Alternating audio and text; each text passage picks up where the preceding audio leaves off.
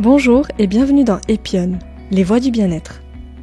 Je m'appelle Amira Garbi et dans ce podcast, je vous fais découvrir des clés et outils pour cheminer vers votre bien-être personnel de manière globale et harmonieuse. Ici, je donne la parole à des praticiens, thérapeutes, chercheurs, écrivains qui font bouger les lignes du bien-être en proposant des approches et des outils innovants pour prendre soin de soi au quotidien. Ce podcast n'a aucune prétention médicale. Il est juste informatif. Pensez à demander l'avis de votre médecin si cela est nécessaire.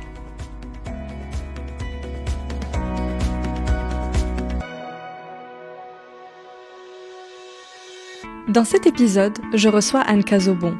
Artiste, autrice, conférencière, elle se définit comme une femme plurielle, qui utilise aussi bien sa voix, sa plume et son cœur pour accompagner et former ceux et celles qui croisent sa route. Elle est notamment formée à l'outil des constellations systémiques et familiales, une sorte de cartographie interne qui permet d'analyser les systèmes desquels un individu hérite et dans lesquels il va évoluer. Anne nous explique que nous regardons souvent le passé au regard de ces systèmes, que nous prenons pour réels et figés, et comment ils peuvent parfois nous empêcher d'avancer comme on le souhaiterait. Mais Anne va encore plus loin, car selon elle, on peut choisir l'angle avec lequel on regarde son passé, pour construire de nouveaux possibles dans la vie, d'autres réalités dans lesquelles s'inscrire. Et cela change tout. Elle appelle ça les constellations des possibles. Je vous laisse en la passionnante compagnie d'Anne. Bonjour Anne. Bonjour Amira. Comment vas-tu ? Ça va très bien, je suis ravie d'être là dans ce magnifique podcast au nom si évocateur. Merci de m'avoir fait découvrir cette muse qui a enfanté plein de guérisseurs. Je suis ravie d'être là. Je suis ravie de te recevoir, Anne. Merci beaucoup d'avoir accepté mon invitation. Aujourd'hui, on va parler d'un outil encore un peu méconnu, je pense, c'est les constellations familiales ou constellations des possibles, puisque tu es en train de renommer l'outil. On va largement en parler tout au long de cette heure ensemble. Mais avant ça, j'aimerais qu'on parle de toi, Anne, de ton parcours, puisque tu es vraiment multicasquette. Explique-nous ce qui t'a amené aujourd'hui à l'accompagnement de l'humain, parce que c'est ce qui résume tout ce que tu fais, je pense. Oui, l'accompagnement de l'humain, la voix et la plume aussi, de cet endroit de silence jusqu'aux mots. Je dirais que j'ai une grande passion pour le système en général, en fait, de comprendre que, et ça a été mon chemin, de comprendre de plus en plus que je n'étais pas séparée de bien plus grand, qui est pourtant quelque chose que je me suis raconté pendant longtemps. Et c'est ce qui m'a fait patauger, je dirais, pendant des années, dans une espèce de torpeur, de dépression, déprime longue, une espèce de lame de fond comme ça, à croire que j'étais une espèce de petite fille, puis adolescente, un peu perdue au milieu de ce grand monde, de ce système dont je croyais que tout le monde avait les clés. Ce que j'ai compris bien plus tard, c'est qu'en fait, peu de monde avait les clés, en tout cas de plus en plus, et c'est ça qui me met en joie. Je crois vraiment que le chemin dans tout ça, ça a été vraiment de dire oui. Au début, j'ai dit non, puis j'ai dit oui mais non, qui est un autre endroit de zone de souffrance. Et depuis quelque temps, je dis oui et re-oui. Oui à la vie, oui à l'incarnation, oui à l'existence. Et oui aussi à ce que je crois, je suis venue mettre en place, contribuer, co-créer avec le monde. Donc ça s'est évidemment exploré, manifesté, créé sous plein de manières différentes, sur plein de terrains de jeu différents. J'ai eu en effet plein de métiers différents et en même temps qui ont un dénominateur commun à chaque fois, celui d'être un pont entre le visible, l'invisible, entre ce qui est dit, ce qui ne l'est pas. Voilà, donc j'ai été tour à tour interprète en langue des signes, journaliste radio, réalisatrice télé, et en marge de tout cela, j'ai vraiment déployé tout un pan artistique aussi, où je crois que ce qui est là, tu vois, j'ai 44 ans aujourd'hui, et le plus important, c'est comment est-ce que de toute cette exploration, cette quête initiatique presque, je fais aujourd'hui voilà mes propres, je dirais mon propre terrain de jeu, mes propres outils, comment est-ce que je me réapproprie tout ça et comment est-ce que je le restitue au monde avec ce qui je crois est important pour moi, de la légèreté, du merveilleux, de l'artistique, la puissance des mots créateurs, et comment est-ce que avec chacune de ces facettes qui s'est vraiment métamorphosée au fil des années, comment est-ce que je crois que je peux changer ma réalité et véritablement ne plus jamais me retourner sur le passé qui n'existe pas. Et on va en parler, j'imagine. Ouais, tout à fait. Et d'ailleurs, je t'ai déjà entendu parler de dépouillement personnel. Alors, je sais pas si c'est ton expression ou tu l'as reprise, mais est-ce que c'est ça qui illustre aussi ce côté introspectif, enlever des couches au fur et à mesure, parce que tu dis le passé n'existe pas, c'est intéressant comme point de vue. Est-ce que tu peux nous expliquer ce que ça veut dire dépouillement personnel? Oui, ça moi j'entends pas mal de choses et ça a été mon chemin d'avoir les oreilles bien bouchées plus jeune, parce que je crois que toute petite j'entendais beaucoup de choses, ça m'a fait très peur et j'ai un peu verrouillé ça. Le chemin aussi ça a été d'entendre plus loin, plus profond, plus grand, plus large. Et donc cette idée de dépouillement personnel, c'était surtout au tout début un peu de cette grande tendance du développement personnel. À l'époque, moi, j'étais journaliste. J'ai toujours regardé beaucoup ce qui se faisait du côté des États-Unis. J'avais fait une fac d'anglais, j'avais étudié au Québec, au Canada, aux États-Unis. Donc, voilà, j'ai toujours regardé, évidemment, ce temps d'avance qu'ils ont sur tout ce qui est sciences humaines, psychologie positive, développement personnel. Donc, le self-help, là-bas, c'était déjà extrêmement tendance, extrêmement partout dans les librairies. Alors qu'en France, au début, on commençait à regarder le yoga et pas du tout ce qui est déjà fleuri aujourd'hui ici. Et c'est vrai que à un moment donné, lors d'une de mes pratiques cérémonies, j'ai vraiment entendu cette idée de non, mais c'est pas vers l'extérieur que ça va se passer, c'est pas de l'expansion depuis cet endroit-là, c'est vraiment en enlevant toutes ces couches pour revenir à cette part intacte en soi, à cette part pure qui n'a jamais été abîmée, abusée, maltraitée, agressée, peu importe quels que soient les mots de ces blessures. Donc comment est-ce que je peux revenir à l'essence de l'origine, à ce que j'étais avant que je me raconte plein de choses sur mon enfance, mes parents, à ce que j'explore plein de choses dans cette existence. Et donc, cette part intacte en soi, c'est vraiment cette pépite, ce joyau à l'intérieur, qui est souvent, au fur et à mesure des années de l'existence, recouverte d'un gilet pare-balles, selon, ou de couverture, de masse, de poids, de vêtements, de masques aussi. Et donc, comment est-ce que, l'idée, c'est vraiment, en effet, cette médecine de l'oignon, que je trouve très intéressante, vraiment de peler et de revenir jusqu'à l'essence de l'essentiel. C'est en tout cas ce que j'ai cru pendant de nombreuses années. Avant de parler des constellations, j'aimerais qu'on revienne sur le concept de traumatisme. Est-ce que tu peux nous réexpliquer, en tout cas, la conception que tu as de ce que c'est qu'un traumatisme, comment il se cristallise et comment il s'inscrit en nous? Alors c'est très drôle parce que je ne dirais pas aujourd'hui ce que j'ai dit pendant des années, ce que j'ai même dit il y a 2 ans, il y a 5 ans, il y a 10 ans. J'ai fait dans ma première conférence TEDx, j'en parle aussi, parce que vraiment j'ai beaucoup travaillé là-dessus. J'ai été même réalisatrice autour du syndrome post-traumatique. J'ai beaucoup travaillé sur l'éternel et l'impossible retour de guerre des soldats qui partaient sur le front, en Afghanistan, en Centrafrique, sur les théâtres de guerre. Les mots ont un sens. Théâtre de guerre, cet endroit où on joue à la guerre. Alors évidemment, il y a des morts et c'est terrible, mais voilà, ce mot-là est important. Et j'ai beaucoup enquêté là-dessus. J'ai travaillé, j'ai lu et épluché Boris Cyrulnik. J'ai interviewé à de nombreuses reprises Louis Kroc, qui est ce monsieur qui avait travaillé sur les prémices un peu dès qu'il y a un attentat, une explosion quelque part, c'est lui qui avait dit qu'il fallait tout de suite parler et donc de dépêcher sur place des psychologues pour tout de suite, même les gens ensanglantés, qu'ils puissent poser des mots sur leur blessure, que plus on attendait, plus évidemment tout ceci s'installait. Et on le voit bien aujourd'hui avec la libération de la parole, avec le mouvement MeToo, que évidemment il y a cette amnésie traumatique parfois, mais aussi ce silence, plus il s'installe, plus véritablement il va œuvrer contre cette part intacte en soi dont je parlais tout à l'heure. Et donc, plus l'immédiateté, en fait, plus la bascule se fait rapidement, plus tout de suite des mots peuvent déposer et ensuite passer à autre chose, plus on gagne un temps précieux. Et donc, pendant des années, je me suis raconté, comme plein de gens, je crois, que les traumas étaient, en tout cas me constituaient, en tout cas de plus en plus je réalisais que il y avait ce qu'on appelle les gros traumas. Donc les gros traumas, ce sont la naissance, c'est pour ça qu'on l'a a priori tous oublié, les suicides, les accidents de voiture, les ruptures, un licenciement peut être évidemment quelque chose dont il est difficile de se remettre.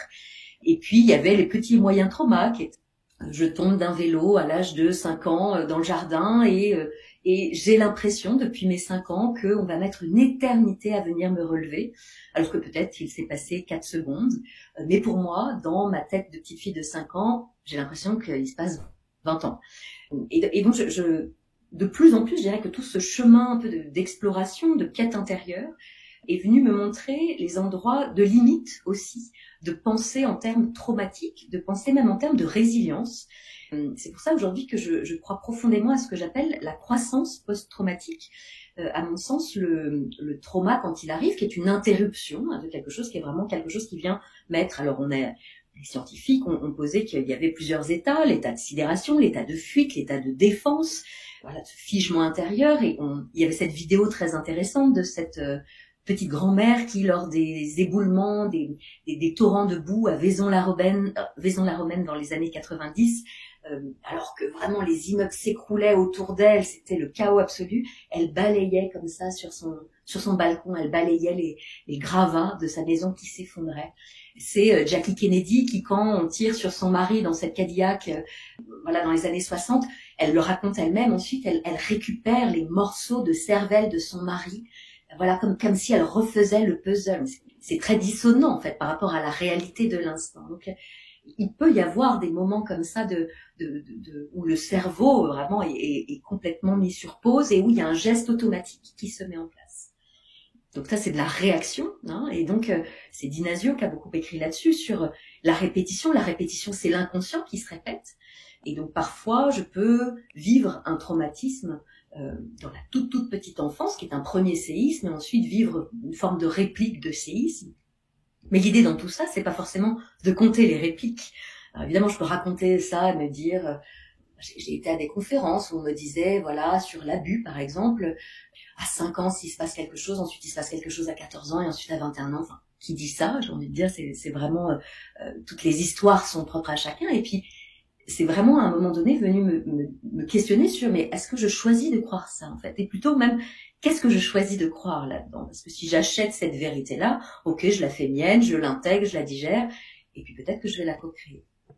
Et donc, c'est vraiment, ça appelle à la souveraineté profonde, à revenir dans, ok, ça c'est ton avis, toi scientifique, tu as travaillé là-dessus, toi tu as vécu cette réalité-là, et donc tu vas raconter cette histoire-là, mais est-ce que véritablement, moi, aujourd'hui, ici, maintenant, depuis l'endroit où je me trouve dans mon existence, j'ai envie de prendre cela? Est-ce que j'ai vraiment envie d'acheter cette vérité?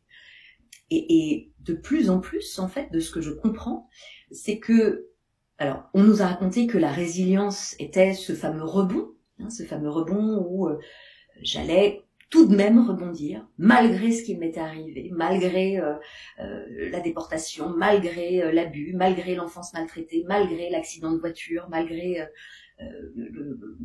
la relation perverse narcissique, malgré tout ça, j'allais rebondir. Et en même temps, quand une balle, elle rebondit, elle ne rebondit jamais aussi haut que depuis l'endroit duquel elle est tombée.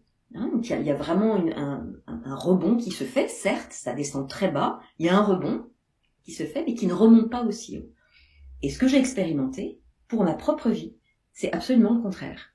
C'est-à-dire que, justement, en venant dépouiller, et en allant jusqu'à cette essence originelle, sur cette part intacte profonde, pure, qui est là à 100%, c'est qu'en fait, cette part-là, elle n'achète pas, ou elle n'achète plus exactement, cette vérité-là, qui est très répandue aujourd'hui, qui a été très répandue dans les années 2000, 2010, et qui, je crois, aujourd'hui, est en train de shifter, est en train de... Voilà, peut-être qu'il y a de moins en moins de gens qui explorent, expérimentent cela, et qui se rendent compte qu'il est possible de véritablement changer de réalité.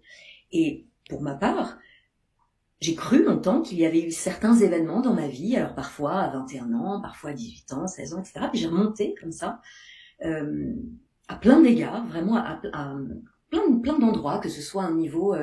je me suis, par exemple, pendant une année, j'étais aux États-Unis et j'ai assisté en quelques mois à 3 fusillades. Vraiment, j'étais aux premières loges. Hein. J'avais un homme qui a sorti un fusil juste de l'autre côté de la portière de ma voiture. Je me suis planquée à un moment donné à la Nouvelle-Orléans derrière un endroit où ça a tiré de partout. Il y avait un règlement de compte entre 2 gangs. C'est très bizarre de dire ça. Moi, je voyais ça dans les films à la télé et là, c'était devant moi. Et en quelques mois, je me suis dit, mais bon, c'est pas juste les États-Unis, c'est pas juste les armes à feu partout aux États-Unis. Qu'est-ce qui fait que moi, à chaque fois, dans cette période-là, je me suis retrouvée là, comme si il y avait quelque chose un peu de l'ordre de, c'était dans mon champ vibratoire, comme si j'avais ça dans mon espace personnel et qu'il y avait la guerre qui était là. Il y avait la guerre qui était là. Et bien sûr que, et c'est aussi ce que je me suis posé comme question au moment où j'étais journaliste, où j'allais interviewer ces soldats qui rentraient de la guerre, et je me suis dit, ok, donc là peut-être que je peux passer encore 25 ans à interviewer des reporters de guerre, et peut-être aller en Syrie, peut-être aller au Proche-Orient. Et peut-être qu'un jour j'aurai un complément d'enquête ou un infrarouge ou voilà une grande et belle émission sur un de mes documentaires, ou peut-être que j'aurai un prix Albert Londres. Et en fait, j'ai très vite réalisé que j'allais perdre un temps fou à cela, et que tant que je n'allais pas regarder la petite soldate blessée en moi, j'allais en permanence projeter ça à l'extérieur, et donc à nouveau me refaire vivre et revivre et re-revivre c'est ce chaos-là, en fait. Et donc, je me souviens même que j'avais commencé à écrire tout un documentaire sur l'équithérapie pour les soldats blessés, et j'ai tout lâché. J'avais pris les contacts, le tournage devait commencer, et j'ai tout lâché, j'ai moi-même fait l'équithérapie. Et je suis allée vraiment au contact des chevaux. Ça a été un beau virage aussi, mais une très belle avancée pour mon propre chemin, pour vraiment venir reprendre confiance, travailler ça plutôt que d'aller tendre un micro et de le faire à l'extérieur de moi. Et donc je crois vraiment que dans toute cette remontée, j'ai vraiment exploré que plus je dépouillais à l'intérieur, plus j'enlevais cette croyance-là, plus j'enlevais ce gilet pare-balles, plus je reprenais confiance, plus finalement je réalisais que peut-être que c'était une toute petite partie de moi, de la petite fille de 5 ans, mettons, qui était tombée à vélo face à son grand-père et qui avait vécu ça comme un abandon du grand-père, qui n'avait pas accouru, ou pas, toute une histoire que je m'étais racontée, sauf que la réalité était bien autre. Et donc je suis venue interroger de plus en plus ces sous-parties intérieures, donc la petite de 5 ans, la petite de 8 ans, de 10 ans, de 15 ans, de 20 ans, etc., pour venir aussi restituer comme une espèce de voie du milieu. C'est vraiment ça, comment est-ce qu'on sort de ces scénarios à répétition. La répétition, c'est la manifestation d'un trauma avec lequel on est en réaction, par lequel nous nous laissons déclencher. Ça n'est pas lui qui nous déclenche, c'est nous qui choisissons de manière inconsciente de nous laisser déclencher. Il y a des gens qui étaient au Bataclan, qui, parce que justement ça a tiré dans tous les sens, sont sortis de là avec une pulsion de vie extraordinaire et se sont dit plus jamais je perds une seule seconde sur les réseaux sociaux, plus jamais je fume 2 paquets par jour, plus jamais, voilà, qui ont vraiment eu une pulsion très forte. Et il y en a d'autres en revanche qui se sont laissés descendre dans les tréfonds, voilà, vraiment du trauma et évidemment des séquelles. On voit ça dans des accidents de voiture. Il y a des gens qui quand ils échappent à quelque chose, quand ils sont survivants, se disent ok, bon, tous les jours maintenant, je vais dire aux gens que j'aime que je les aime. Je change de métier parce qu'en fait là, je sais pas du tout ce que j'ai voulu faire, etc. Ils ont vraiment un sursaut. Et puis d'autres qui, voilà, parce qu'un terrain favorable, propice, parce que peut-être peu d'espace pour venir un peu déblayer cela, pour X raisons. Toujours est-il que, sans forcément en fait faire le tri entre tous ces gens-là, ce qui est intéressant, c'est de regarder que c'est possible. Et donc d'arrêter de faire des généralités. Nous avons tous le choix de prendre ou de ne pas prendre, d'acheter ou non la vérité que nous choisissons de plaquer parfois. Ouais, ou de reconstituer, parce que là tu parles de comment on reconstitue aussi un événement qui est dans notre tête et que il y a cette notion vraiment de reconstitution. Oui, tout à fait, et de regarder vraiment comment est-ce que cette histoire-là, et c'est en ça que c'est très intéressant, la systémie, tu vois, de se mettre en métaposition, de se mettre un peu au-dessus. Moi, ça a été vraiment mon chemin. C'est aussi pour ça que j'ai créé ce mouvement Merci à un inconnu. Cet endroit où pendant des années, je me suis crue, mais vraiment, je me suis crue, je ne l'étais pas, je me suis crue extrêmement seule. Et je partais avec mon sac à dos à l'autre bout du monde, baroudée, avec mon micro à la main pour interviewer des gens, et j'avais l'impression vraiment d'être seule, d'aller m'échouer sur un autre territoire, et d'être seule, et de prendre des bus et des trains de nuit, toute seule. Sauf qu'en fait, je n'ai évidemment jamais été seule là-bas. On n'est surtout jamais seul quand on voyage seul en voyage. La solitude, pour rappel, c'est un sentiment, ce n'est pas une réalité, surtout en 2024. Personne n'est seul. Il y a vraiment... il y a que le ballon de Tom Hanks dans Seul au monde qui est véritablement qui exprime ça sur une île déserte. Mais franchement, aujourd'hui, personne n'est seul. Il y a des voisins, il y a toujours quelqu'un qui est là. Et en fait, de reprendre chacun de ces moments, chacun de ces endroits où je m'étais raconté que j'avais été seule, Et bien, en fait, à chaque fois, il y avait quelqu'un qui était là. Il y avait la prof de maths à 14 ans qui était venue me voir en me disant « J'ai l'impression que ça va pas trop, Anne, t'es sûre que... » Voilà, qui m'avait convoquée à la fin. Et je me suis dit « Ah, elle a vu. Cette dame à l'arrêt de bus, ce monsieur qui vient, cette dame en voyage. » Il y a toujours eu quelqu'un. Et en fait, de mesurer, mais même, j'avais été jusqu'à, pendant des années, me raconter... ma mère a accouché de moi en césarienne et tellement j'étais cramponnée à l'époque à cette image d'abandon, cette blessure d'abandon que je souhaitais nourrir et dans laquelle je remettais une bûche dans le feu en permanence. Vraiment, j'en voulais profondément à ma mère que je tenais pour responsable de m'avoir lâchée dans ce passage de la vie, alors qu'en fait, de reprendre l'histoire depuis un autre endroit, de regarder ce chirurgien qui était venu, voilà, et aujourd'hui, on le sait, accoucher par césarienne, c'est un accouchement, c'est une mise au monde, l'enfant fait un passage. Donc il y a vraiment, et ce monsieur, je pouvais le regarder comme un boucher, d'être venu ouvrir le ventre de ma mère, et je pouvais aussi le regarder comme quelqu'un qui était venu me sauver la vie, et venu dans, finalement, un travail à trois. Donc c'était comme un espace tripartite, et donc c'est vraiment, depuis quel endroit je choisis de regarder, avec quelle paire de lunettes je regarde tout ce qui m'est arrivé, et donc ensuite tout ce que je co-construis, tout ce que je choisis de mettre au monde. Et donc j'ai pataugé pendant longtemps. Je rigole de ça aujourd'hui, puis j'ai beaucoup de compassion pour toutes ces parties, sous-parties de moi.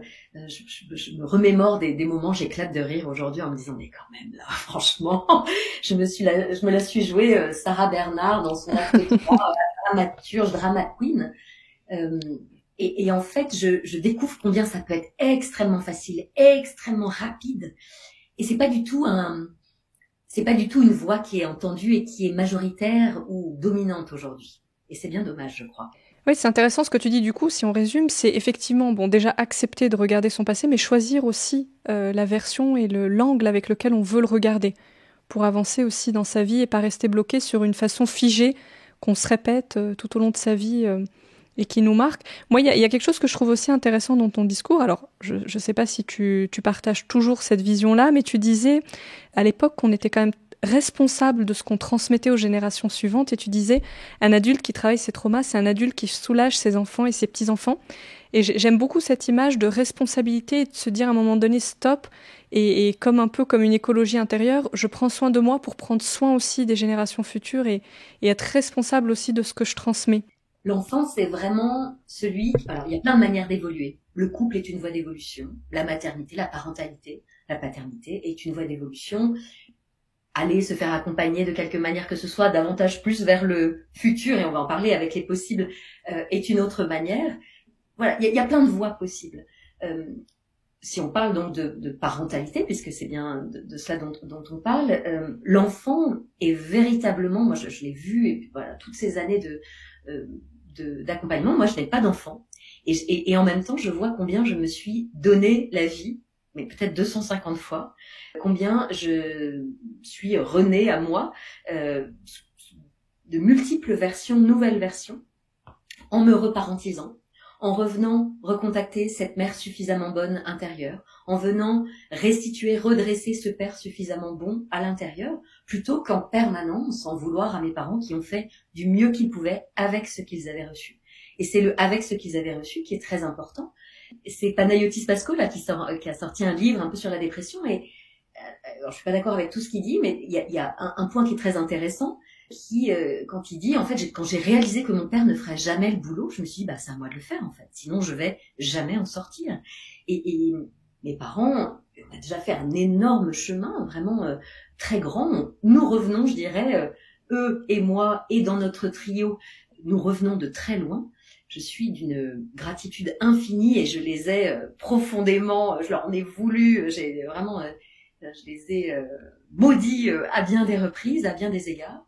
Et pour beaucoup de choses que je m'étais racontées. Et aujourd'hui, de plus en plus, je suis dans un espace de gratitude. Je leur écris régulièrement pour Noël, pour leur anniversaire, des lettres de gratitude avec vraiment plein de nouveaux souvenirs, justement, sur lesquels je choisis de porter de nouvelles paires de lunettes.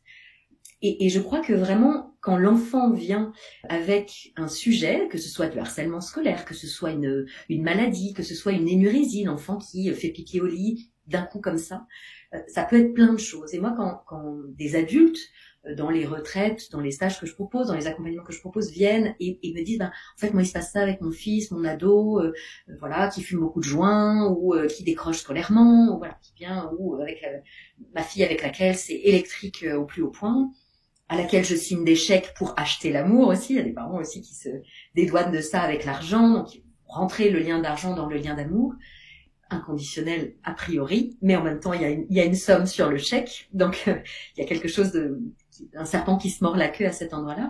Le plus important en fait à chaque fois, quand les parents disent est-ce que je peux vous amener mon enfant, est-ce qu'on peut venir avec, etc.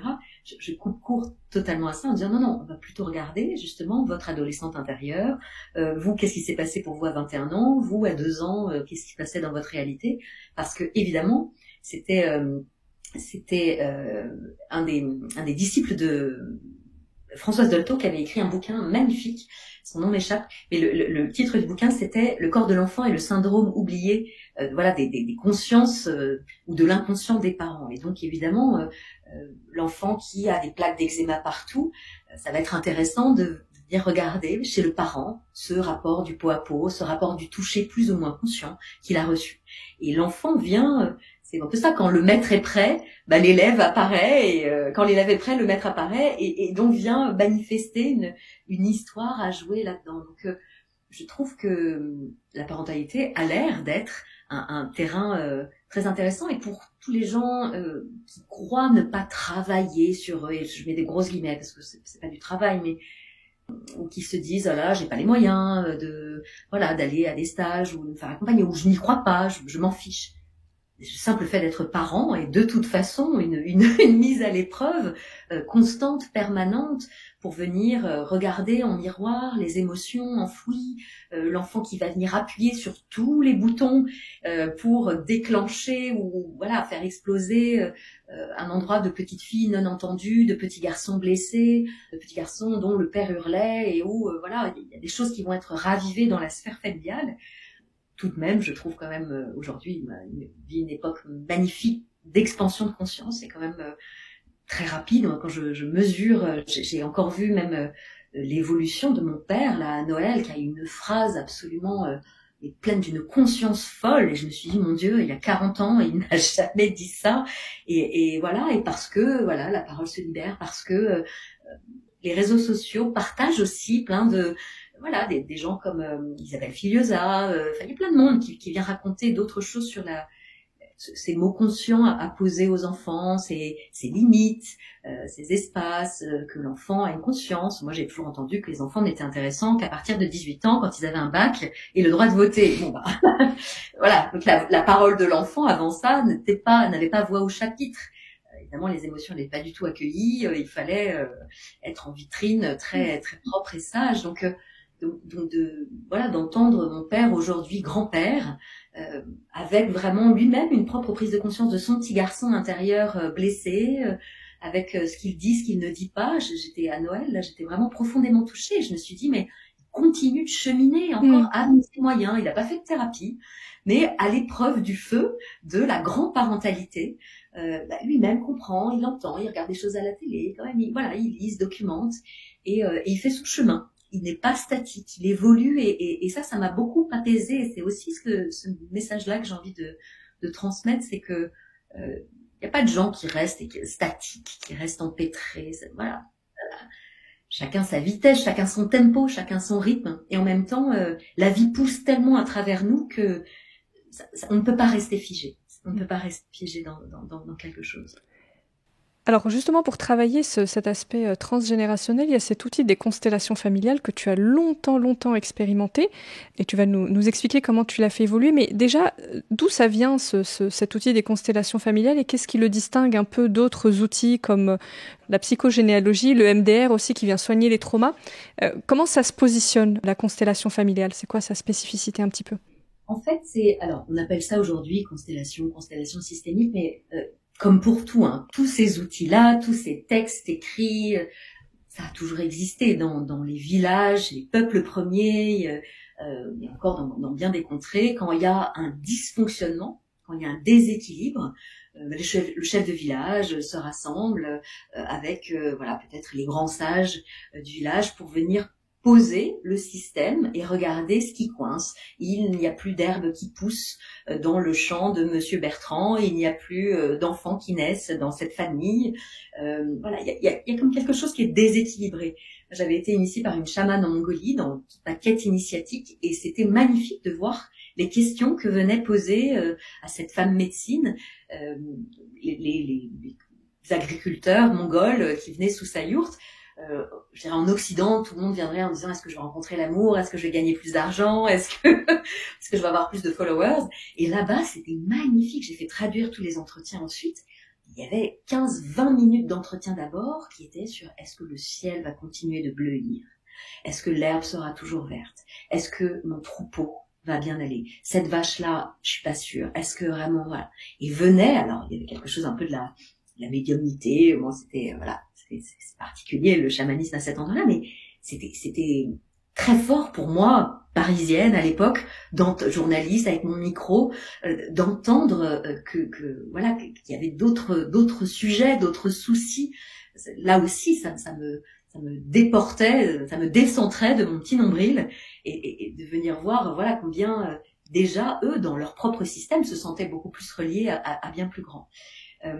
Donc voilà, l'idée c'est vraiment de venir regarder ce système-là. Moi, je l'ai beaucoup conjugué avec du chamanisme parce que dans le chamanisme, l'idée c'est de remettre de l'équilibre dans le chaos, hein, de revenir réajuster quelque chose qui est déséquilibré. Donc je trouvais que ces deux pratiques m'intéressaient bien.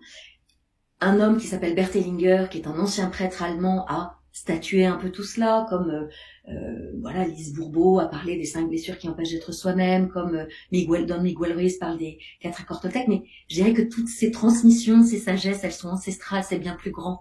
C'est pas, voilà, je crois que ce serait réduire tout cela que de ramener ça à la création d'un seul homme ou d'une seule femme. C'est vraiment bien plus vaste. Depuis toujours, il y a eu voilà des conseils, des sages qui se retrouvent pour poser, voilà, en posant un bout de bois, un caillou. Ça, c'est la ferme de machin. Ça, c'est le truc. Qu'est-ce qui se passe? La route, elle passe là. Comment est-ce qu'on peut faire passer la route ailleurs? Et donc vraiment de s'asseoir ensemble dans une forme de co-développement, de co-création et de regarder depuis le haut. C'était au sol avant, donc depuis le haut, en se mettant en métaposition un peu au-dessus, en prenant un peu de hauteur sur le système et de regarder un peu ce qui se passe. Et donc les constellations empruntent un peu à cette phrase de Pierre Teilhard de Chardin que nous sommes des êtres spirituels venus vivre une expérience incarnée et que donc un peu à l'image des étoiles, des constellations dans le ciel, même si les constellations systémiques n'ont rien à voir avec l'astrologie, hein, c'est vraiment deux choses bien différentes. Voilà, c'est que de prendre vraiment conscience que nous faisons partie d'un grand tout. Et évidemment, comme je l'ai expliqué, mon chemin a été de sortir de cette blessure de séparation, de me croire toute seule, perdue sur cette planète, coupée de tout, abandonnée de tous et de bien plus grand, et de me reconnecter de plus en plus à mes semblables et voilà, faisant partie d'une famille, d'une fratrie, d'un groupe d'amis, et de mesurer combien en fait je passais par plein de systèmes et que j'avais beaucoup presque dans une géométrie sacrée. Voilà, j'appartenais à plein de systèmes, à mon groupe d'amis du collège, à mon groupe de copines avec lesquelles j'avais fait de la GRS, à plein de systèmes qui étaient un peu comme un millefeuille à l'intérieur et que j'y jouais et ou rejouais, et c'est là que ça devient intéressant, plus ou moins des systèmes intérieurs et que donc, et c'est ce que je crois aujourd'hui, plus je transforme mon propre système intérieur, c'est-à-dire ce système de grand codir intérieur, de grand codir général entre toutes ces sous-parties de moi, moins je le joue à l'extérieur. Si en permanence à l'intérieur de moi, j'ai un juge intérieur qui intervient en permanence dès que j'ai dès que ma créative a un début d'idée et l'autre dit mais non, n'importe quoi, mais attends pour qui tu te prends, etc.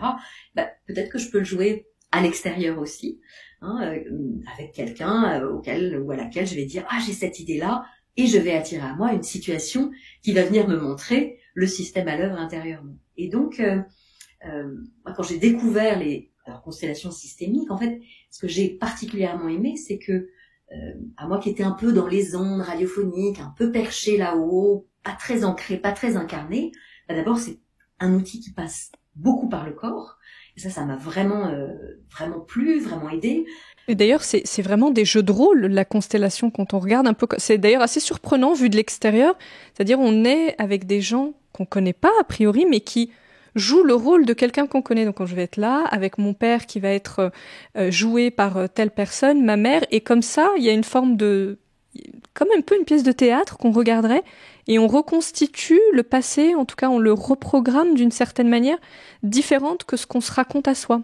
Est-ce que c'est ça le concept en tout cas, moi, c'est la lecture que j'en ai de l'extérieur, mais... Oui, sur le principe. Alors moi, je travaille plus de cette manière-là parce que je trouve que justement de demander à Bernard de jouer mon père, à Karine de jouer ma mère, voilà, ces gens que je n'ai jamais vus avant. Ce avec quoi Bernard va arriver dans la constellation en jouant le père est aussi une pure projection de l'endroit où se trouve Bernard, que ce avec quoi Karine va arriver est aussi sa pure projection, et que tout ceci peut aussi former un grand bain bouillonnant de projections plurielles multiples, aussi depuis un niveau de conscience qui est celui qui est au moment où la constellation se fait.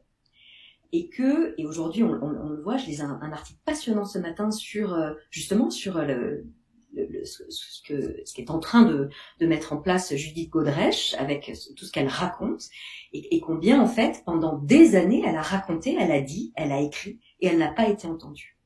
Et que donc dans un système, si je crois que je fais advenir une nouvelle réalité depuis l'endroit sur lequel le système a été construit, je ne peux accéder qu'à exactement la même réalité. Et donc, je vois l'endroit où et je l'ai éprouvé et exploré, combien, il peut ne pas se passer grand-chose. Je crois aussi que tout dépend beaucoup de la manière dont la constellation est guidée, menée. Tout dépend le niveau de conscience, le propre chemin personnel de l'accompagnant, jusqu'où il est. Ce sont des endroits dangereux aussi, c'est important de le dire. L'année dernière, j'ai vraiment choisi d'aller faire un tour. Il y avait beaucoup de gens qui venaient dans mes espaces et qui m'ont dit, tu sais, tu devrais aller voir quand même un peu ce qui se passe ailleurs. Nous, on est venu chez toi, on est allé voir ailleurs et on revient chez toi. Et je me suis dit que j'allais voir. C'est vrai que moi, je continue de me faire beaucoup accompagner, superviser, mais j'allais pas forcément voir ailleurs.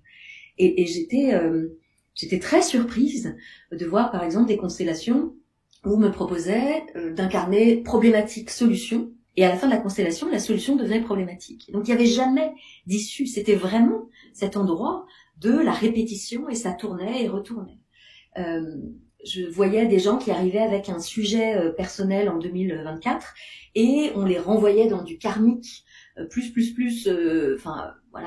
on était en 1700, dans des incarnations antérieures, si on y croit.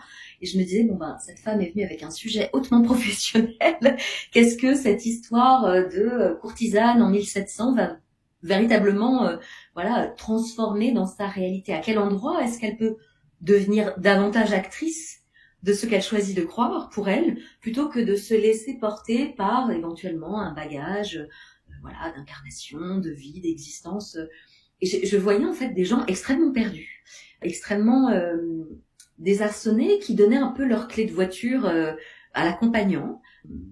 Je trouve que tous ces états-là, que ce soit la médiumnité, la psychophanie, où on se laisse traverser par bien plus grand que soi, sont aussi des espaces dangereux où certains peuvent se dire j'ai la science, je sais. Et je sais pour toi. Et donc, dans une constellation où je choisis d'aller prendre Bernard pour être mon père, si Bernard dit une phrase, mais qui appartient à son propre système ou peut-être sa propre réalité, dit une phrase, en fait, je crois que je ne t'ai jamais aimé. Si moi, j'ai en écho cette blessure-là, je peux repartir de cette constellation-là en me disant, en fait, moi, dans cette constellation-là, j'ai vu que mon père, il ne m'avait jamais aimé. Et moi, tous les jours, j'ai des gens qui me passent des coups de fil en me disant, j'ai fait une constellation il y a 2 ans, il y a 4 ans, il y a 6 ans, il y a 10 ans, et là, j'avais vu que ma grand-mère, et là, j'avais vu que ma sœur pensait ça, et là, j'avais vu. Et qui achètent cette vérité-là, et qui ronflent cet os-là pendant des années. Et je trouve ça grave, vraiment grave, triste, sordide presque, et surtout une perte de temps immense. Et donc, je pense que Le plus important, c'est de bien repenser cet espace d'expansion, qui peut être expansion, dans une co-création. Il y a vraiment, la relation, c'est 33%, 33% chez l'autre, et l'espace de la relation qui est 34%. Et donc, moi, la question que je pose le plus dans les constellations des possibles, c'est comment c'est dans ton corps? Et si quelqu'un dit une phrase, alors je travaille plus du tout avec les personnages de la famille, mais plus avec de l'archétypal qui m'intéresse davantage.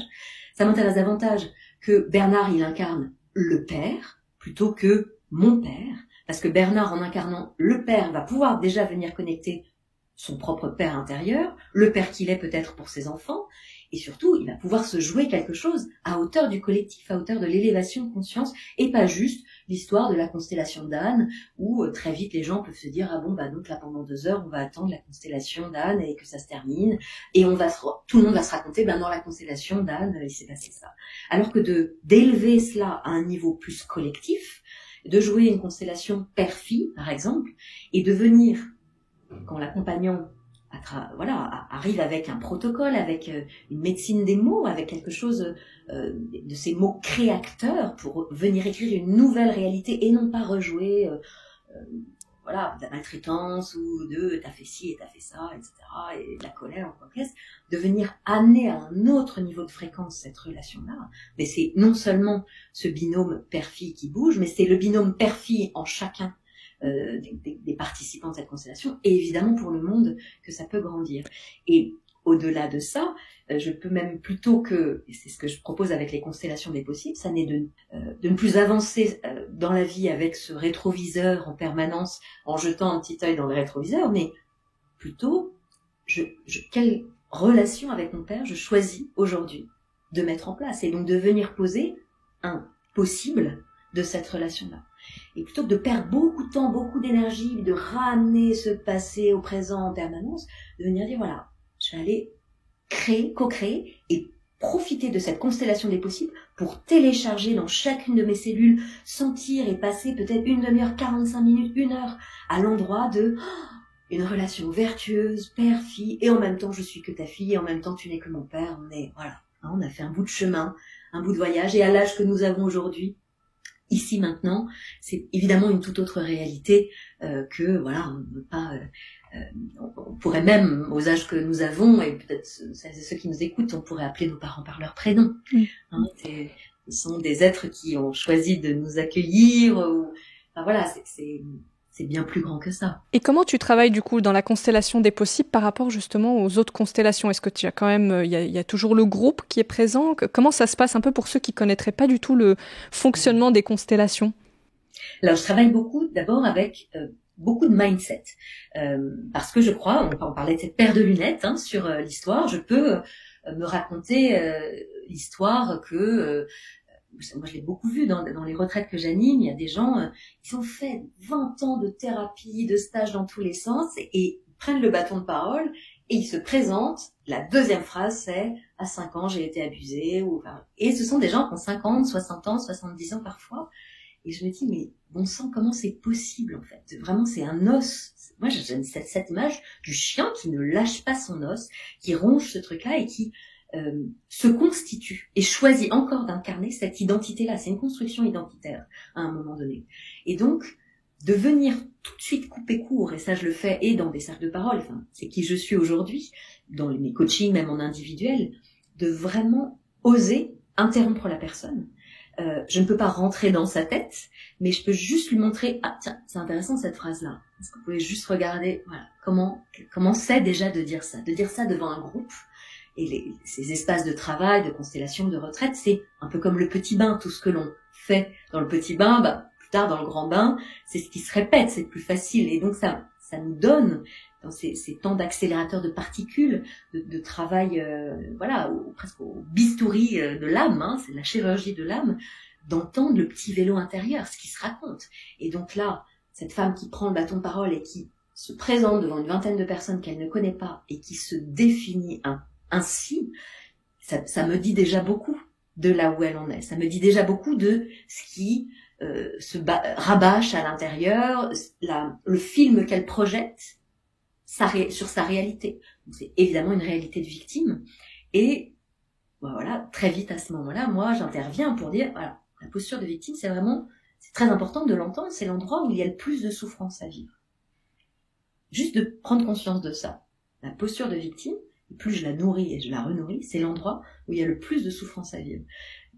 Or, il est possible de ne pas souffrir, ou en tout cas de moins souffrir. On va commencer par moins souffrir, mais c'est même aussi intéressant de venir poser le possible, qu'il est possible de ne pas souffrir. Et pour avoir effectivement moi aussi cru pendant des années que la vie n'était que souffrance, marécage, horreur, agression, guerre, violence et tout autre, de découvrir un jour, mais d'avoir vraiment, j'ai une explosion de cerveau, là, il y a un emoji comme ça avec une explosion de cerveau, mais c'est un peu ça, c'est, ah oui, en fait, il y a d'autres réalités, en fait, il y a plein d'autres chemins, il y a plein d'autres accès, je m'étais raconté que ça, c'était la vérité, je l'avais fait mienne, et en fait, de venir ouvrir, de venir décaler un peu tout cela, et de venir agrandir le champ de vision, de conscience, et puis peut-être commencer à venir regarder différemment ce qui se passe. Donc, moi, j'interviens beaucoup. La réalité qu'on se projette sur soi-même, parce que là, tu prends l'exemple de la jeune fille qui a été agressée jeune, l'agression est un fait, elle s'est passée. En revanche,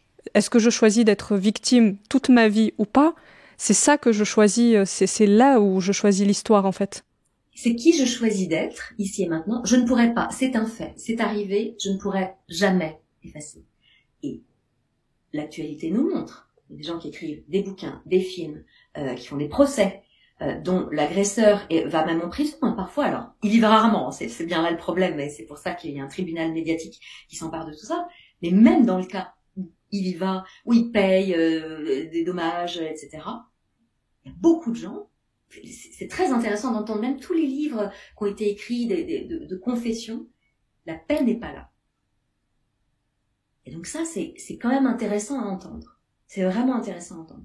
Et donc ça oblige, c'est un travail vraiment de lâcher ça pour venir décider que je ne suis pas que ça. Et même, à bien y regarder, je suis bien plus que ça. Et donc ça oblige voilà, je m'étais cramponnée à ce petit truc-là, et comment est-ce qu'en fait, mais je suis bien plus vaste que ça. Et donc ça, c'est vraiment, c'est sortir des œillères et ouvrir bien plus grand.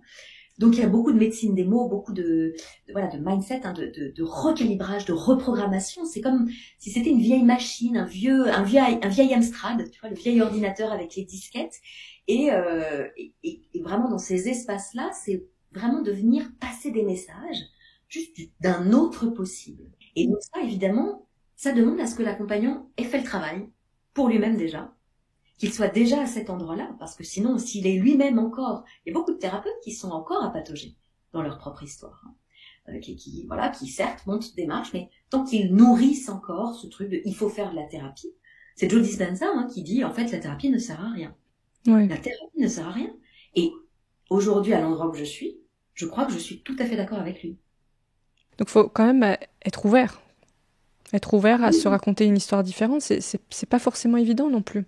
En fait, je crois, et c'est souvent là que c'est intéressant, c'est de venir contacter cet endroit où c'est vrai, ça a été mon cas, et c'est ce que j'observe chez les gens qui arrivent comme ça. Donc ils se racontent leur histoire, et en fait il y a une partie d'eux, sinon ils seraient pas là. Ils seraient pas là.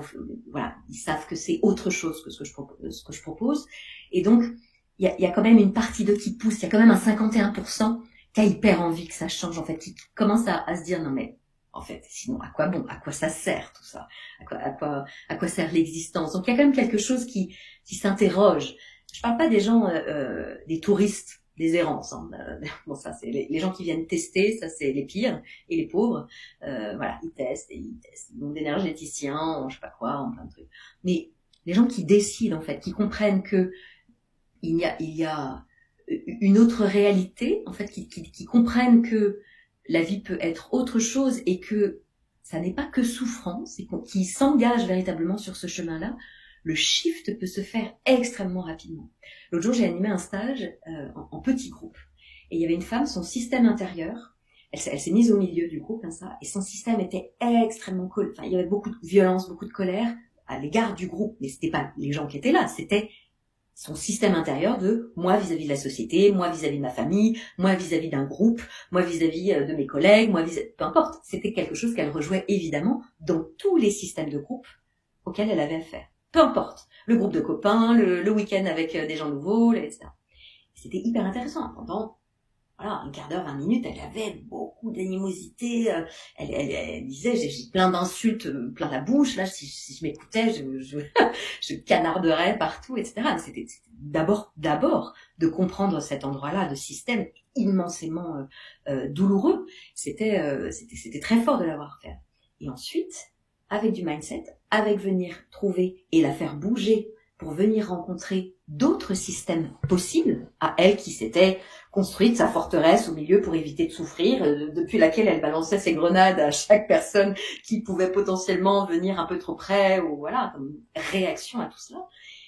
Le dernier jour, lors de sa constellation des possibles, elle a fait donc dans son possible à elle a fait comme un goûter d'anniversaire, en posant des coussins partout, et en nous invitant, donc les uns les autres, et pendant une demi-heure, telle une pluie de pétales de rose, c'était magnifique, tout le monde pleurait, elle a distribué des compliments, et de la beauté, de la poésie, des mots d'amour pour les uns et les autres. Et elle était métamorphosée, je devrais tellement faire des photos avant-après, physiquement, parce qu'évidemment, j'avais une grand-mère qui disait, à un moment donné, ça se voit. C'est ça qui se voit, c'est pas le temps et pas l'âge, c'est l'endroit où ça se crispe à l'intérieur et où ça commence un peu à pourrir de l'intérieur. C'est plutôt ça qui se voit sur les visages, plutôt que le temps. Après, c'est la loi de la gravité, mais c'est ce truc-là un peu d'énergie qui est comme cette pomme un peu flétrie à l'intérieur. Et là, mais c'était fou, on avait une jeune fille de 12, 14 ans devant nous, et qui était elle avait totalement inversé son rapport systémique intérieur, elle avait totalement chamboulé son système personnel, j'ai vraiment hâte de voir ce qu'elle va faire de ça, parce qu'ensuite, quand je ne me dis plus que le monde est horrible, que tout le monde va me piquer mes trucs, que ils m'en veulent, que elle essaye de je sais pas quoi, que lui, etc., mais que je suis dans un cercle vertueux et que donc je le co-crée, mais ensuite tout est possible. Et en combien de temps ce changement s'est opéré? Tu dis ça peut être très rapide, justement, je me demandais les constellations, ça dure combien de temps? Alors, il y a des constellations, moi je fais des constellations qui peuvent durer 10 minutes, 15 minutes, 2 heures, 3 heures, peu importe. Je travaille beaucoup avec ce qui est là aussi, dans les espaces que je propose. Je travaille aussi en petits groupes, parfois il y a des grandes retraites, mais j'aime bien de plus en plus proposer des stages intensifs à 8 personnes, de quelques jours, 4-5 jours, avec des temps de constellation archétypale, donc tu vois, constellation financière, prospère, constellation corporelle, sexuelle aussi, c'est très intéressant.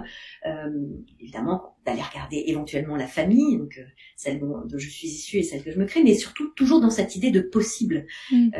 Constellation artistique, voilà, des gens qui ont des projets de sens qu'ils souhaitent porter au monde. Et j'étais tellement, pendant des années, j'entendais des gens venir et me dire, j'aimerais bien venir consteller mon arrière-grand-mère, je voudrais savoir si elle a avorté en 1912. Je me disais, mais à quoi ça sert?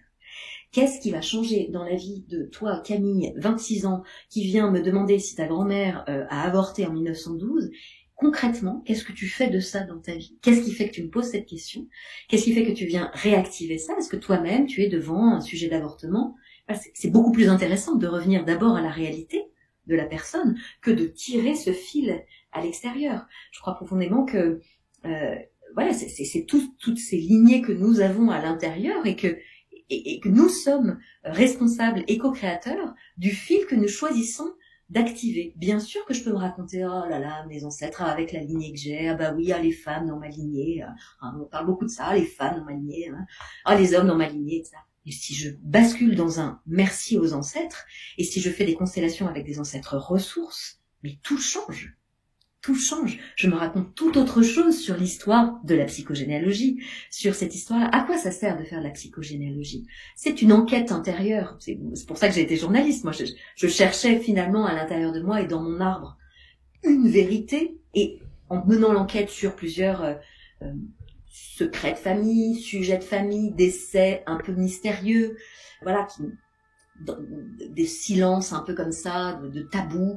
J'ai posé des questions à plein de personnes, exactement comme dans une constellation. Je faisais déjà une forme de constellation en demandant à ma mère, à mon père, aux amis de la famille qui avaient vu grandir ma mère à l'époque. Donc j'ai vraiment mené mon enquête et personne n'a véritablement raison. Chacun a sa paire de lunettes sur un fait, ce fait qui m'intéressait, sur lequel je m'interrogeais. Et moi, 50 ans après, ou 100 ans, ou 200 ans après, mais mon avis a évidemment évolué à plein de reprises sur le sujet, et puis à un moment donné, ça n'a plus du tout été un sujet. J'ai mesuré le nombre d'heures, d'énergie, de temps, d'argent que j'ai passé sur notamment un sujet, qui était le décès d'un petit frère de ma mère. Je me suis dit, mais en fait, là, à quel endroit moi je crée ma vie dans tout ça, en fait. Là, je me laisse happer par le passé, et je viens nourrir ça, alors que la vérité est quelque part au milieu de tout cela. J'ai cru que ma mère m'avait caché la vérité, j'ai cru que mon père voulait me protéger là-dessus, etc. Et en vraiment faisant des interviews fleuves, mais comme le ferait une documentariste, en fait, au beau milieu de tout ça, il y avait quelque chose qui ressemblait à quelque chose de flou, mais qui ne serait jamais réel, parce qu'en fait, c'était multifactoriel, parce que c'était un point d'un système. Et ça, de comprendre ça, mais ça permet vraiment de lâcher et d'aller de l'avant. Et on peut faire des constellations pour n'importe quel motif ? Ou il y a des motifs spécifiques qui amènent les gens à consteller ? Alors moi, de mon point de vue, en tout cas, on peut absolument tout consteller. Mais on peut consteller... et en fait, le truc, c'est de venir consteller, par exemple, une endométriose. Ou de venir consteller une maison qui ne se vend pas. C'est beaucoup arrivé avec quelque chose du manque, quelque chose si très vite je bascule sur une constellation des possibles, comment est-ce que je peux, en avançant, en faisant un pas vers une nouvelle réalité, en venant me reprogrammer, comment est-ce que ça se passe? Moi, j'ai vraiment vu des femmes dire, c'est marrant, je sens là entre mes jambes des aiguilles qui tombent. Des aiguilles qui tombent, mais les aiguilles, elles tombent en 2024, en fait. Presque énergétiquement, c'est presque une espèce de mémoire qui s'en va. Oui, nous portons plein de choses à l'intérieur, mais plutôt que de retourner voir la grand-mère, l'arrière-grand-mère qui a fait l'accouchement, les cintres sur la table de cuisine, comment est-ce que Camille, 35 ans, est-ce qu'elle peut justement vivre sa vie de femme, être davantage à l'aise dans son corps et dans son féminin et avec son partenaire, etc. C'est beaucoup plus intéressant que de repartir et de se dire, mais alors attends, celle qui joue l'arrière-grand-mère. Non, ça ne sert à rien, la vie est longue et elle est courte aussi. Et donc de venir laisser advenir cette nouvelle réalité pour vraiment la sentir, la créer. Et c'est très intéressant sur des projets, par exemple, et sur l'argent notamment. On peut même travailler, qui je suis si je gagne 1 000 euros par mois, qui je suis, et d'aller rencontrer qui je suis si je gagne 2 000 euros par mois, 3 000 euros, 5 000 euros, et de voir les limites intérieures. Je crois que de peur de voir que ces possibles sont possibles et accessibles, la tendance, le piège parfois est de vouloir aller voir quelque chose dans lequel on a bien pataugé, qu'on connaît bien, et bon, voilà, on connaît bien cette odeur-là, on connaît bien ce goût-là, on connaît bien ce sentiment-là, c'est bien confortable, ça fait toujours un peu mal, mais bon, au moins on connaît, on sait. Je me souviendrai toute ma vie d'une constellation artistique et autour de l'argent et des projets d'une femme que j'avais accompagnée, qui avait un projet d'entreprise artistique, voilà, il y avait tout un endroit d'atelier, elle accueillait des stages, il y avait ses œuvres qu'elle pouvait vendre. Et donc on a fait une constellation des possibles qui était vraiment son tableau de vision, c'est une pratique courue, connue en développement personnel, qui est vraiment qu'est-ce que je rêve de vivre dans ma vie, quelle expérience je me souhaite de vivre en réalité concrète, en matière. Et donc elle est allée chercher quelqu'un qui jouerait, les clients, les œuvres, les stages pleins à craquer, remplis en 2 semaines. Voilà. Et elle était au milieu, elle s'est mise à vraiment évoluer et goûter ce qui était là. Et c'était hyper intéressant, en 5 minutes, elle avait viré tout le monde. En fait, il y avait une peur panique de ça y est, j'y suis. En fait, j'y suis vraiment. Et en fait, elle repartait dans ces schémas. Et c'est beaucoup plus intéressant d'aller regarder de l'avant, justement, l'endroit où, oh là là, mais en fait, est-ce que vraiment je suis prête à ça? C'est hyper intéressant. Moi, j'ai animé beaucoup de stages c'était beaucoup des femmes qui souhaitaient rencontrer l'amoureux, le partenaire, le conjoint, après qu'on avait ras-le-bol de tomber sur des pervers narcissiques et je sais pas quoi, etc., et tout ce qu'elles se racontaient. Et à chaque fois qu'on faisait des constellations où elles allaient se choisir un partenaire potentiel, elles allaient voilà, demander à quelqu'un de représenter cela. Et c'était hyper intéressant de voir ce qui se jouait. En fait, elle le délaissait, elle s'en allait, elles n'arrivaient pas à être dans le lien. C'était un oui mais non. In fine, elles disaient que, en fait, elles étaient quand même très bien dans leur indépendance. Donc en fait, qu'elles s'étaient racontées qu'elles voulaient être en couple, mais en fait, non, elles étaient quand même très bien dans leur indépendance. Et donc de venir regarder très en face, ça oblige à vraiment regarder très en face. Les angles morts aussi, les histoires que l'on peut se raconter personnellement. Et pour celles et ceux qui veulent véritablement basculer et aller dans une nouvelle réalité, là, ça devient encore plus intéressant, puisqu'évidemment, et ça, ce sont vraiment, je trouve, ce que j'observe, celles et ceux qui font les bonds de géants les plus rapides, puisqu'ils sont prêts, c'est bon, ils en ont soupé, ils en ont marre, ils savent qu'il y a autre chose qui est possible, puisqu'ils le voient autour d'eux. Ils voient qu'il y a des gens qui shiftent très rapidement. On voit qu'il y a des gens qui shiftent très rapidement, qui triplent un chiffre d'affaires en 2 ans, qui du jour au lendemain. En compte, moi, je regarde. J'ai vu passer l'autre jour un post comme ça qui disait mais regardez où vous étiez il y a 5 ans. Et bien, il y a 5 ans, moi, j'ai fait un grand rituel pour mes 40 ans sur la plage avec des amis, de la famille, et j'étais célibataire à l'époque. J'ai vraiment appelé mon partenaire, etc. Et donc il y a 5 ans, j'habitais Paris, j'étais célibataire, je terminais plus ou moins le journalisme, et j'ai engagé ça. 5 ans plus tard, 4 ans et demi, je suis avec mon partenaire de vie. Nous avons une vie consciente de couple avec des dialogues imago, des rituels. Nous nous offrons une retraite de couple tous les ans. Nous animons, c'est en permanence. On a beaucoup d'outils pour vraiment nourrir cette conscience du couple, ce sacré au quotidien. Nous habitons dans une maison dans la baie du Mont-Saint-Michel, au milieu d'une réserve ornithologique avec des murmurations d'oiseaux, qui est ce qui me met le plus en joie sur Terre. J'ai un atelier immense vu sur la mer. Là, c'est très intéressant de mesurer en fait combien ça peut rapidement se passer. Changer, oui. Parce que j'ai choisi possible. Ouais, d'ailleurs, on boucle un peu la boucle parce qu'on a commencé la conversation en parlant de responsabilité. Et là, effectivement, c'est cette notion de je choisis ma réalité et surtout là où j'ai envie d'aller. Ça veut pas dire qu'on nie le passé, mais qu'on le regarde avec ses lunettes, avec ce qu'on choisit d'en garder, en fait, qui nous fait cheminer, avancer dans notre futur. Pour finir cette conversation, Anne, est-ce que tu penses qu'il y a des points de vigilance, des points d'attention pour ceux qui auraient envie de consteller? À quoi il faut être peut-être vigilant pour ceux qui auraient jamais expérimenté avant? Donc, pour moi, ce qui est très important, c'est le cadre. Donc, d'abord, c'est le cadre. C'est d'aller voir un accompagnant qui se fait lui-même superviser. Ça, comment on le vérifie? D'ailleurs, c'est difficile de... Une question à poser. Ouais. Ça peut être une question à poser. Moi, pendant très longtemps, je me faisais davantage accompagner que je n'accompagnais. Là, juste par exemple, tu vois, sur le prochain trimestre, donc moi j'ai une coach personnelle. Là, je participe à un stage dans 2 semaines de 4 jours. Avec mon compagnon, nous participons à une retraite de couple dans 1 mois, parce qu'ensuite nous accompagnons et nous proposons une retraite de couple 2 mois plus tard. Donc, on va d'abord travailler. J'ai une grande grand-mère chamane que j'adore, avec laquelle je travaille beaucoup, tous mes sujets aussi que je vois régulièrement. Enfin, je suis en permanence en questionnement, en interrogation de la pratique, qui évolue aussi beaucoup.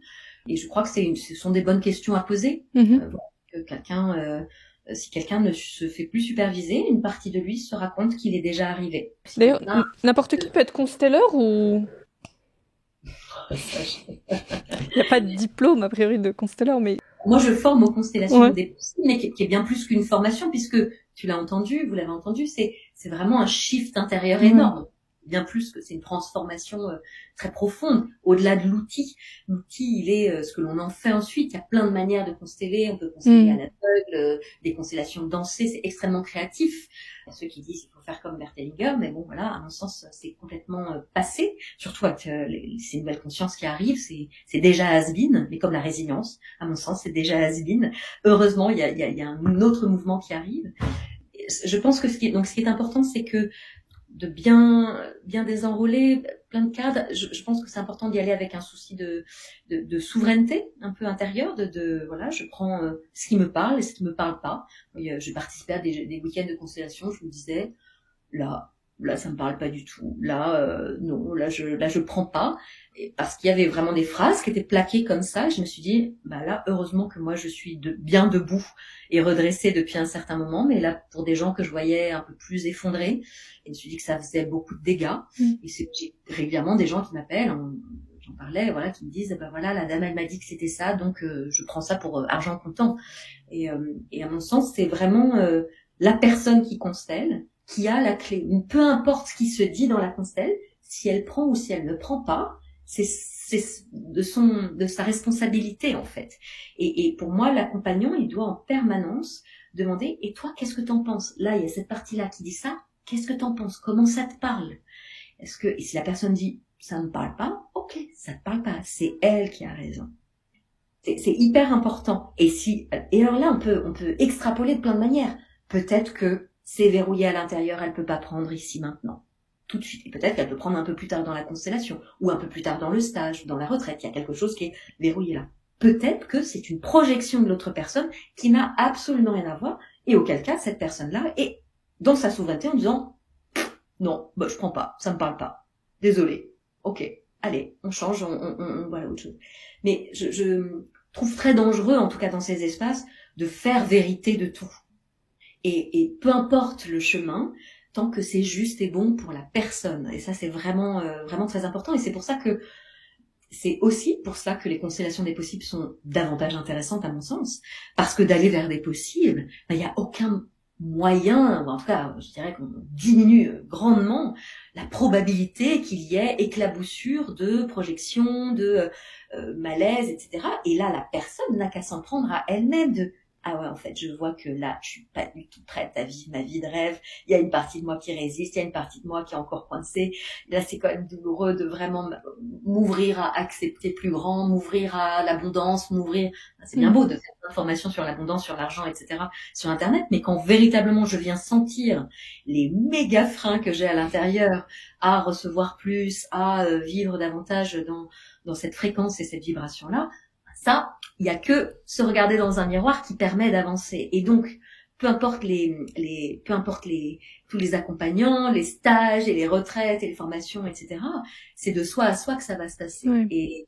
Et donc, ça invite en tout cas d'avoir déjà fait ce premier pas, ce premier chemin et d'être prêt à venir vivre les possibles. Donc ça, c'est important. Et puis, je dirais que, voilà, la confidentialité, évidemment, la bienveillance, et puis, ce que je peux peut-être dire aux gens, moi, ce qui m'aide beaucoup pour choisir un intervenant, un accompagnant, voilà, c'est d'aller écouter ces personnes-là. Alors là, voilà, il y a un podcast, vous entendez ma voix, ma vibration, mon énergie, la manière dont je présente les choses. Moi, je le fais très régulièrement, hein, il y a quelque chose qui me parle, j'ai un appel pour un stage, une retraite, une formation. Je me forme beaucoup aux plantes en ce moment, notamment, et je suis allée beaucoup écouter plein de gens qui avaient cette médecine des plantes qui descendait à travers eux, et donc c'est pas tout à fait les mêmes couleurs selon les personnes, c'est pas les mêmes vibrations, ça reste les mêmes enseignements à leur sauce à chaque fois, et donc voilà, je dirais que tout le monde n'est pas fait pour tout le monde, je ne suis pas faite pour tout le monde, et tout le monde n'est pas fait pour moi, et c'est d'être très tranquille avec ça, en fait. Vraiment de sentir un appel, de se dire, tiens, ça me parle, ça résonne bien. Voilà. Super. Merci beaucoup, Anne. Je pense qu'on a bien compris le changement de paradigme entre les constellations systémiques et tout ce que tu es en train de développer autour des constellations des possibles. Merci beaucoup d'avoir partagé ce moment, tous ces enseignements. Et puis, je pense que ceux qui seront appelés par ta voix et ta façon de faire viendront à toi naturellement. Merci beaucoup, Amira. Merci pour votre écoute. Très belle journée à toi, Anne. Merci, à bientôt. Si vous avez aimé cette conversation, je vous invite à noter le podcast 5 étoiles sur Apple Podcasts ou sur votre plateforme d'écoute préférée et à vous abonner pour rester informé des prochains épisodes. Vous pouvez également suivre notre actualité sur le compte Instagram Epion Podcast. Je vous dis à très vite pour de nouveaux échanges inspirants.